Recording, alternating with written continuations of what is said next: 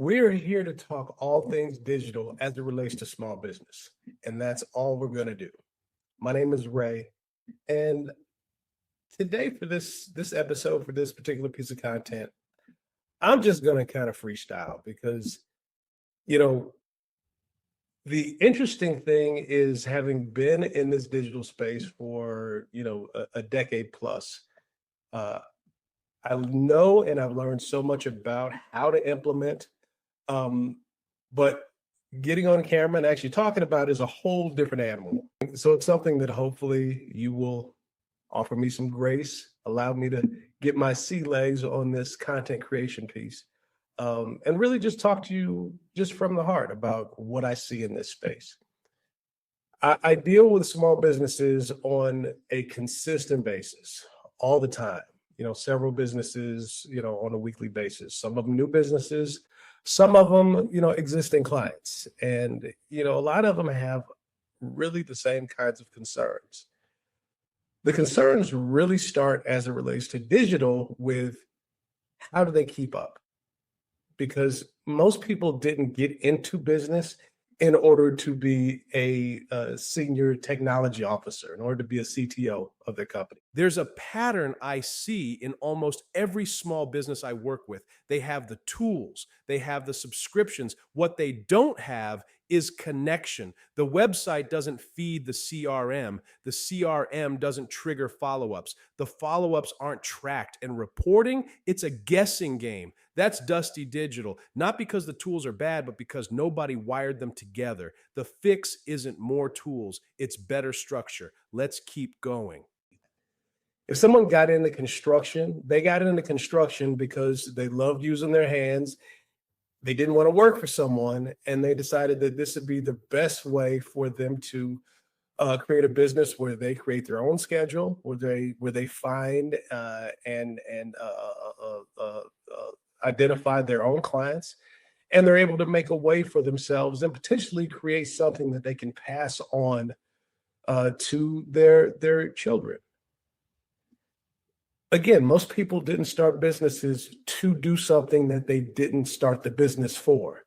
And in a lot of cases, that's being the one that's responsible for all of the digital assets and the digital footprint of the business. So they end up talking to folks like myself or, companies that are in that digital space. Businesses often just feel like they're behind. And I hear that so often because they see all these different platforms that pop up, really what seems to be on just a continuous loop every day now, especially with the advent of AI. Platforms, 5 years ago were popping up very consistently, different types of platforms that do different types of things. But with the development of AI is actually supercharging the output of these new platforms. And in a lot of ways, it's really confusing to small business owners because every platform that they read about, that they hear about, that they might happen upon as they're on social media or as they're doing a search in Google, every one of them sounds like they can maybe be used for a specific problem that that business owner is having. And it sounds like the perfect solution to the issue that they're having. The only problem is the next time that they log in, they'll see a similar platform or piece of software that seems to also be the perfect solution to the problem that they're having. So, as business owners, I see a lot of overload. It's overload of information, overload of opportunities when it comes to digital platforms, and confusion. So, what generally ends up happening is one of two things. Either a business owner signs up for multiple platforms that do the same thing. So they're just paying for subscriptions and ultimately don't end up utilizing any of the platforms to their fullest extent and integrating them into their process. Or they end up saying, screw it, I'm not even going to worry about it. I've been doing this work for 10 years, 15 years, 20 years. I'm going to keep doing it like I've been doing. And I'll tell you this, both of those are terrible, terrible options. The best option is really to take a step back and to think about what it is that your business does. I mentioned contracting earlier, so we'll go back to contracting. If you're a contractor, there are certain things that you need to do very well. You need to be able to identify your market. You need to be able to find clients. You of course need to be great at what you do, because that's the foundation. You have to be great at what you do. So we're going to assume that that's the case, that you're great at what you do, and everything else is about how you deliver that product or that service to your clients. You have to manage your books. You have to manage the brand that you present to the public. And let's be clear, everything that's presented to the public, whether by you or by an employee or by a current or former customer, contributes to what your brand means. What your brand ultimately is it's what people think about when they hear about you or your company. That's the brand. Your brand lives in other people's minds, in the minds of the public, in the minds of the people that, again, are customers, current or former. Your brand is what exists in the minds of your employees, current or former. It's what people think of when they think about your business. That's what your brand is. And I think the thing that business owners really need to understand and accept is that your digital footprint is a part of not only creating that brand, but helping to distribute that brand at scale.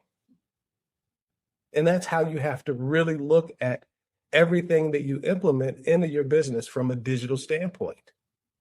How do you use this new platform to contribute to how you deliver your service, your brand, everything that your company does to your end clients? So don't think that you're behind. I wouldn't say that as a business owner, if you have not implemented a significant digital footprint, I wouldn't say that you're behind. I would say that you're running out of time, because as we continue to move forward, what's going to happen is your competitors are going to slowly but surely implement these digital platforms in their business. And some of them are going to do it well. And what will ultimately happen, regardless of whether that business, that competitor is a local competitor, a regional competitor, or a competitor with a national footprint, they will start to take market share from you, and it will be noticeable. So what I would suggest to you is this, that as you think about developing your digital footprint, think specifically about whether you want your business to be sustainable over the long term. Because if you want it to be sustainable over the long term, over the next 5 years, 10 years, let's say maybe the next 100 years, if you're able to give it to your offspring, if you want to be able to do that, you really, really need to start to take advantage of implementing digital platforms in your business. And that goes for really everything. There's some part of the digital space or the digital product gallery, shall we say, that can assist you in every part of your business, whether it's managing your deal flow, whether it's managing the information that you maintain from your clients. All those are CRM, client relationship management software types of responsibilities. Of course, social media. Social media is such an important thing. One of the most important things about social media as it relates to small businesses is it's essentially free. aside from the time that it takes for you to develop and post. The actual delivery of the information to the public is free. So this is something you should definitely take advantage of. Now, I've mentioned two things, and I could go further. I've mentioned two things. I mentioned CRMs, client relationship management tools, and I mentioned social media. There's a lot more that I can mention, but let's just focus on those two for right now. Here's the question that you have to ask yourself as you begin to develop a strong, fundamentally sound digital footprint for your business. How do you take those disparate pieces of technology and connect them together? You have a client relationship management piece that may work really well. You have a social media piece, which may include Facebook, Instagram, TikTok, LinkedIn, YouTube, so on. You have that piece. How do you make sure that those pieces are communicating together in order to give you an expanded reach through their connection? That's really the question. And that's really the question when it comes to how small businesses need to think about using digital platforms. You need to not think of it as one piece of software does this, one piece of software does that. You really should be thinking of it in terms of infrastructure. And the important thing about infrastructure is every piece should be working together in order to reach a common goal. Delivery of service, delivery of your brand to the public. We'll talk soon.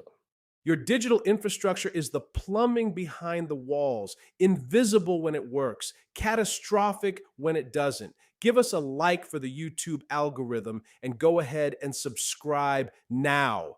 Every episode, we break down how to get it right, structured, stable, built to last.